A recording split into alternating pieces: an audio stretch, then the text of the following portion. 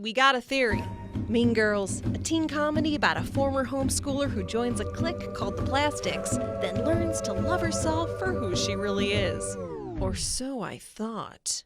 Mean Girls is actually a dark as fairy tale. Cady Heron's a doppelganger whose sole purpose is to take over Regina George's life and kill her. You are just like a clone of Regina. The term doppelganger has taken a lot of forms over the years, like, oh my god, twinsies! But in folklore, the doppelganger's the ghostly double of a living person. Seeing yours is a sign of doom. In some versions, they're also people or beings that come into your world and take over your life, leading to your eventual death. They've gone by other names: Ka, Changeling.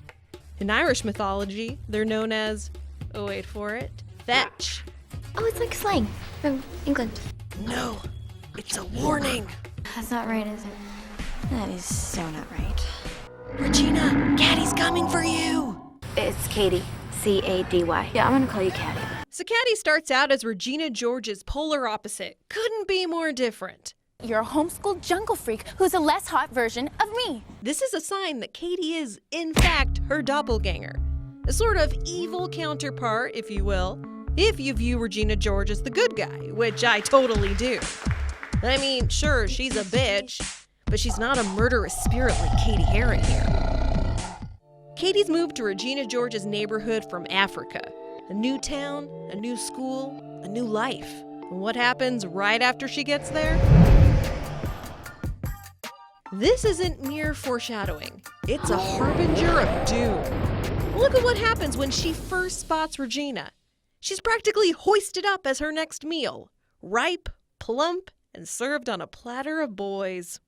Cady isn't just planning on ruining Regina George's life. She's there to steal Regina's identity and get rid of her. With murder! I hated Regina. I hated her. It goes slowly at first. On Wednesdays, they wear pink. On October 3rd, she tells a guy it's October 3rd. It's October 3rd. But before you know it, she's morphing into Regina, donning the same clothes, copying her mannerisms, learning what it's like to be Regina George, a classic doppelganger technique. Eventually, she becomes so good at being Regina that she starts doing it better than actual Regina. That Cady girl is hot. She might even be hotter than Regina George. I saw Cady Heron wearing army pants and flip-flops, so I bought army pants and flip-flops. She masters the four-way call attack. Seriously, who does that?